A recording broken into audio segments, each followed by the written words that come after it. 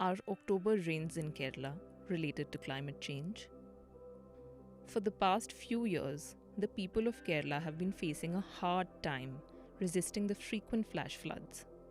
As the years go by, the state may have to rethink its development policies to be able to live with excessive flooding, which it will inadvertently face as a result of the climate crisis.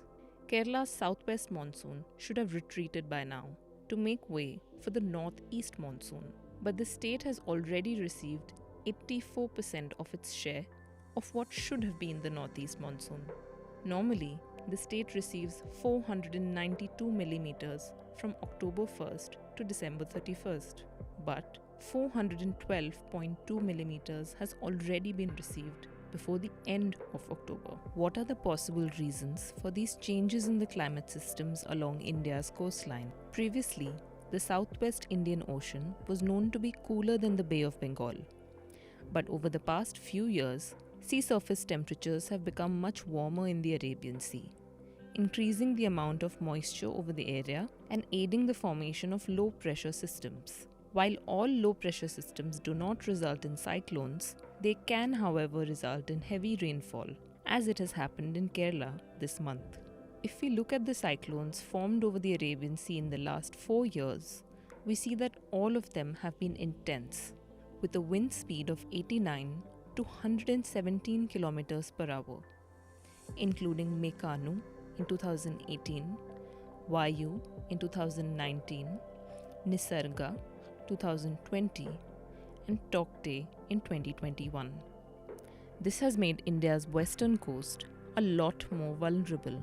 Moreover, in all the cyclones recorded over the last 2 decades over the Arabian Sea, there has been an 80% increase in their duration.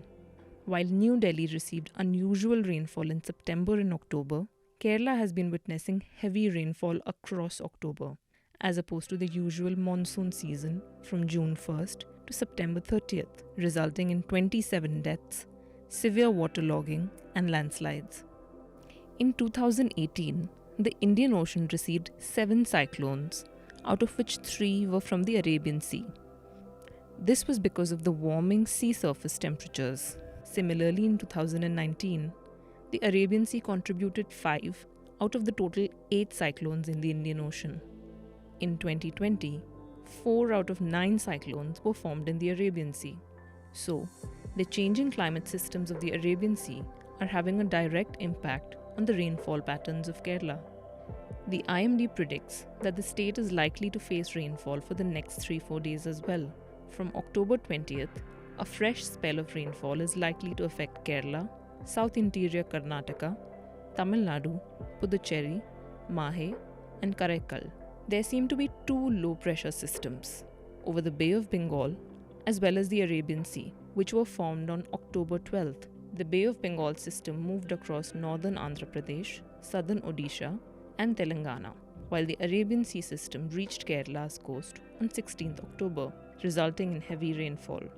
The low-pressure systems also interacted with the southwest westerly winds, resulting in excessive rainfall.